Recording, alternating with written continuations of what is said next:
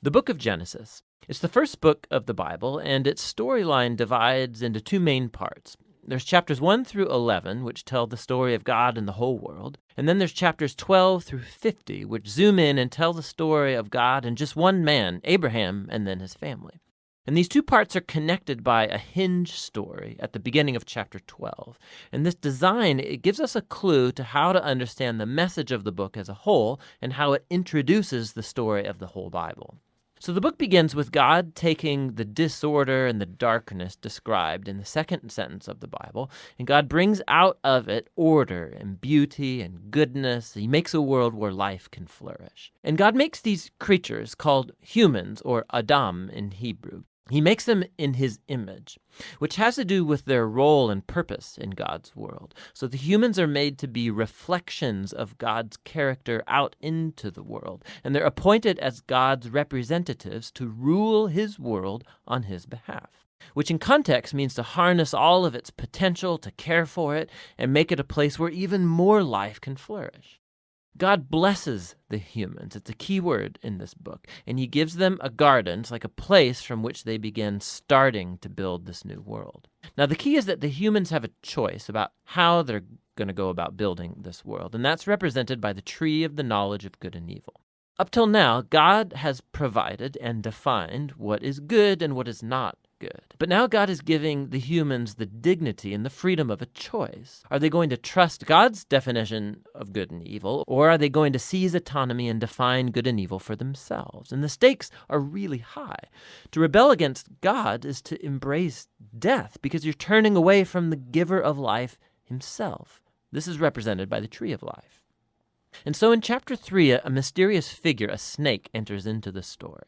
The snake's given no introduction other than it's a creature that God made. And it becomes clear that it's a creature in rebellion against God, and it wants to lead the humans into rebellion and their death.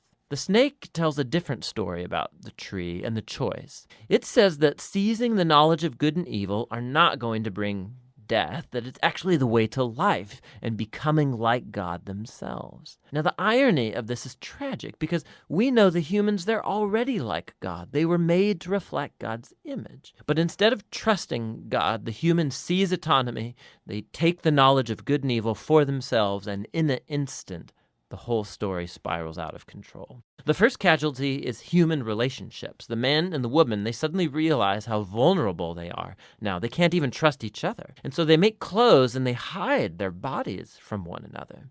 The second casualty is that intimacy between God and the humans is lost. So they go and run and hide from God, and then when God finds them, they start this game of blame shifting about who rebelled first. Now, right here, the story stops, and there's a series of short poems where God declares to the snake and then to the humans the tragic consequences of their actions. God first tells the snake that despite its apparent victory, it is destined for defeat, to eat dust.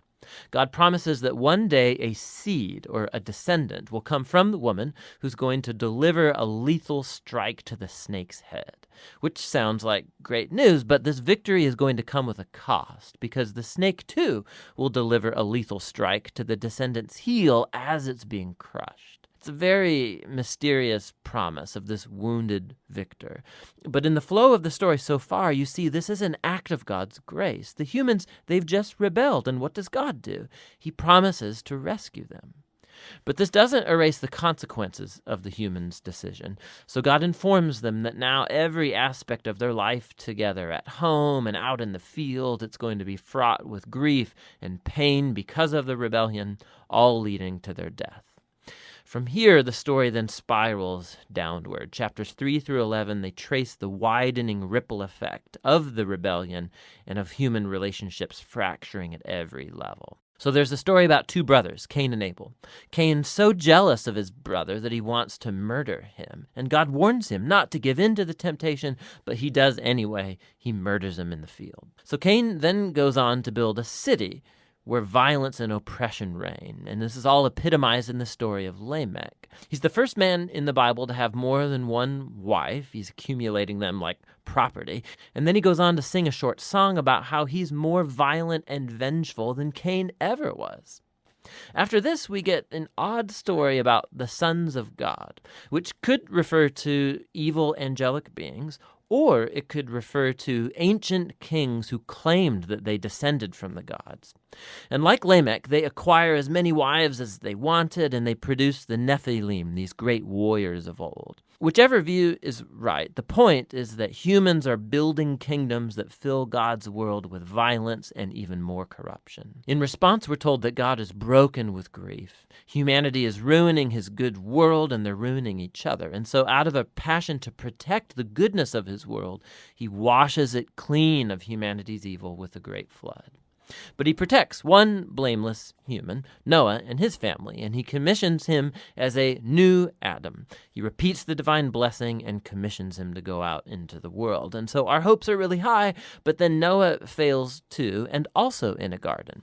He goes and he plants a vineyard, and he gets drunk out of his mind. And then one of his sons, Ham, does something shameful to his father in the tent. And so here we have our new Adam, naked and ashamed, just like the first, and the downward spiral begins again.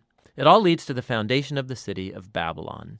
The people of ancient Mesopotamia, they come together around this new technology they have, the brick.